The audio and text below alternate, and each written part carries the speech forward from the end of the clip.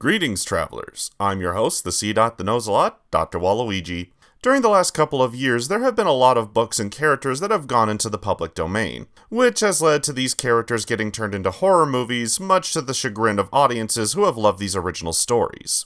I, on the other hand, have accepted these movies as nothing more than silly ideas that are made for a certain group of people that enjoys the possibility of these movies and characters having a darker side. Plus, it's not like this is the first time these movies have been made, as there are plenty of horror movies that are based off of public domain characters, including those of the Brothers Grimm fairy tales. Which leads me to today's subject, as this is one of many movies that were made during the 90s that, while not a great movie, still holds a special place in my heart as it takes one of the characters from a Grimm's fairy tale and turns him into a goofy monster flick that I enjoy watching every chance I get. This is my review of the 90s supernatural horror film, Rumpelstiltskin.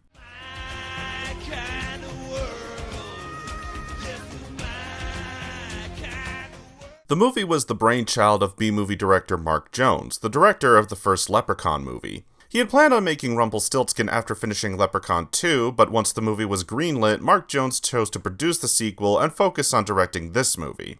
The idea came to him after he watched the Rumpelstiltskin episode of Shirley Temple's storybook, where Miss Temple narrated over multiple stories from Mother Goose, the Brothers Grimm, and so on. Thus, the movie was put into production and released to theaters on November 24th of 1995. Sadly, despite the movie having the largest budget that Mark Jones had directed, it was a box office bomb, making only $306,000 against a $3 million budget, as well as critics at the time not liking it, saying it was too campy and silly. But over the years, the movie has grown a cult following to the point that a group called TerrorVision remastered the movie on Blu-ray. I do agree with the fans of the movie that it's not a good movie, but I consider it entertaining and worth coming back to because of the lead villain. Plus, it's one of the few fairy tale horror movies that isn't an adaptation of Red Riding Hood or Hansel and Gretel, which, trust me, is a blessing in this type of subgenre.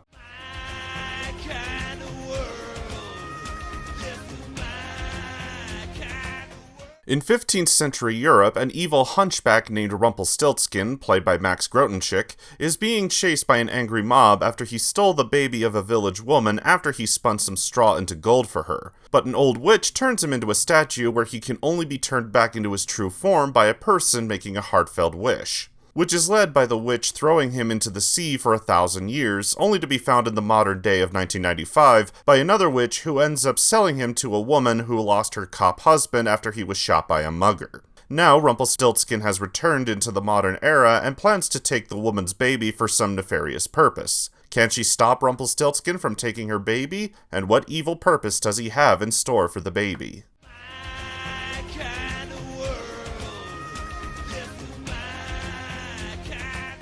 The cast and characters for this movie range from being fun and entertaining to stupid and annoying, which is common for a horror movie like this one. I love the main monster of this movie as, while he does act similar to characters like Freddy Krueger and the Leprechaun, his interactions with how strange the modern world is are hilarious. Like watching him ride on a motorcycle or driving a semi and seeing him demolish everything to get to the baby of our hero. Speaking of, I think that the mother character named Shelley, played by Kim Johnston Ulrich, is a great character that doesn't take crap from anyone. Even when she comes across a lecherous ass named Max Bergman, played by Tommy Blaze, she stands up to him and gets him to help her fight against old Rumpeldumplings, and also tries to figure out how to stop him from his evil plans. The only thing about the characters that I honestly don't like is the continued annoyance of writing the cop characters to be dumb as bricks, which leads to them becoming cannon fodder in the second act. But other than that, these characters are fun to watch as they handle the carnage of the hunchbacked menace.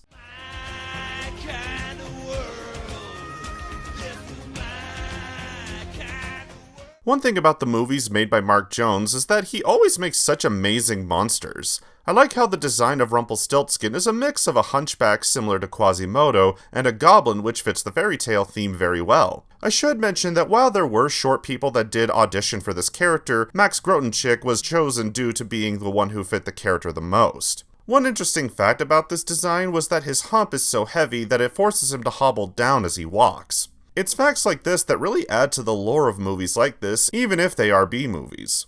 Aside from the design and lore of the character, I also love the kills in this movie. From something as silly as ripping his head off and throwing it at a cop, to him using magic, which is something that the original character did have. I think that's what I like most about the idea for this movie. Having a horror movie based off of a fairy tale is a really good concept that hasn't been used that much or that well. The only few good, or at least entertaining fairy tale horror movies I can think of are this, Gretel, and The Company of Wolves. But there are so much more fairy tales out there that could be used to tell great horror stories, which is a shame that no one wants to take the leap forward and make these because they're connected to kids and parent groups would and are complaining about how these shouldn't exist.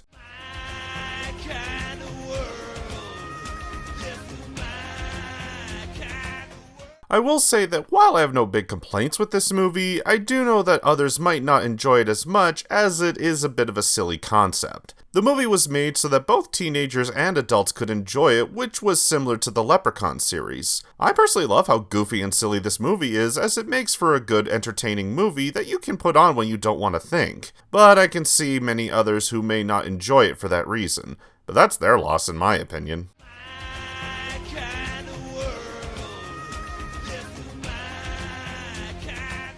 At the end of the day, this movie is one that has a great concept that's only ruined by the fact that no one has heard of it. The cast is great, the effects are gory and explosive, and the premise is one that I want more of. I've heard that Mark Jones has been working on getting a sequel made since 2010, but it doesn't look like that'll happen with the movie being constantly rejected by a lot of studios, even when Mark has said that he'd fund the movie himself. Ah well, such is life I guess. Overall, I give Rumpelstiltskin an 8 out of 10. It's the kind of goofy, low-budget horror movie that you can put on to make fun of, or to watch when you want to turn your brain off for a short while. And considering the amount of bullshit going on in the world, I know I can appreciate movies like this. Thanks for watching, I'm Dr. Waluigi. And remember, don't judge a book by its cover, cause you'll never know what's inside. Good night, everyone.